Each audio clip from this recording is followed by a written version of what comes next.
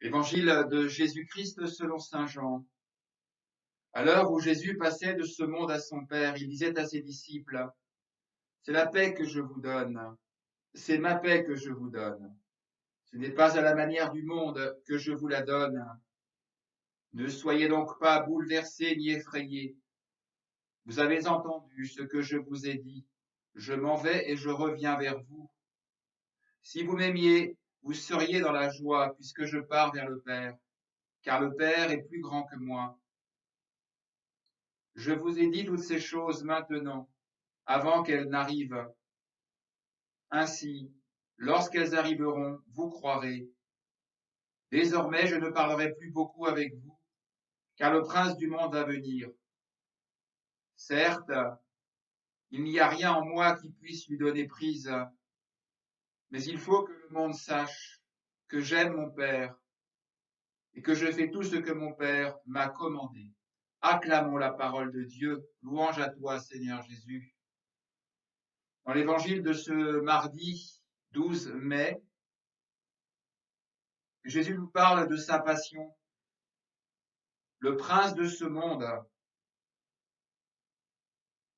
est là, il va venir. Ça signifie que ce baiser que lui a donné Judas, c'est le baiser du démon. Et en même temps, il nous dit qu'il n'a pas prise sur lui. Mon Père est plus grand que moi.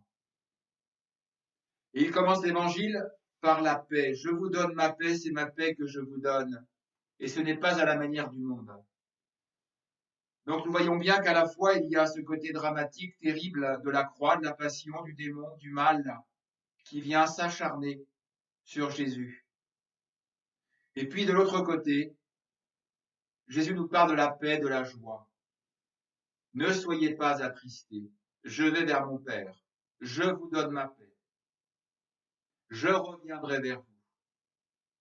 Ça veut dire que Jésus nous invite à un dépassement. Regardez la croix, la passion du Christ, bien sûr comme l'œuvre de salut, mais également comme une œuvre de paix, comme une œuvre joyeuse, mais pas à la manière du monde.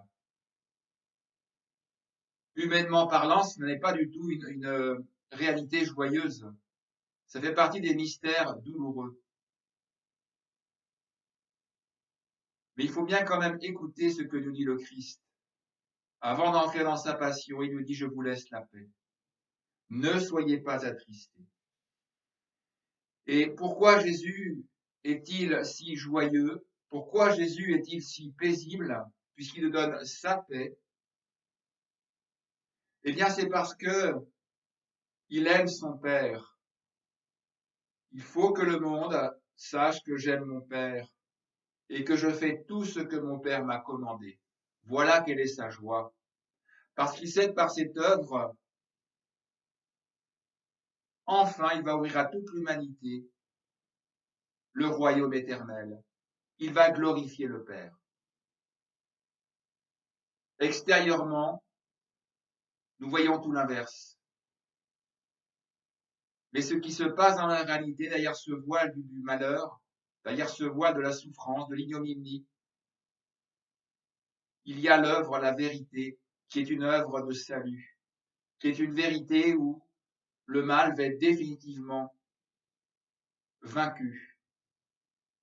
Il faut que nous demandions à l'Esprit Saint qui nous aide à entrer dans cette joie intérieure, cette paix intérieure que nous donne le Christ, d'autant plus qu'il nous dit qu'il reviendra dans la gloire pour venir nous emmener vers son Père. Ça ne supprime en rien notre humanité, ça ne supprime en rien nos souffrances, mais nous pouvons les vivre totalement différemment si nous avons dans notre espérance cette parole du Christ, je reviendrai vers vous, ne soyez pas attristés.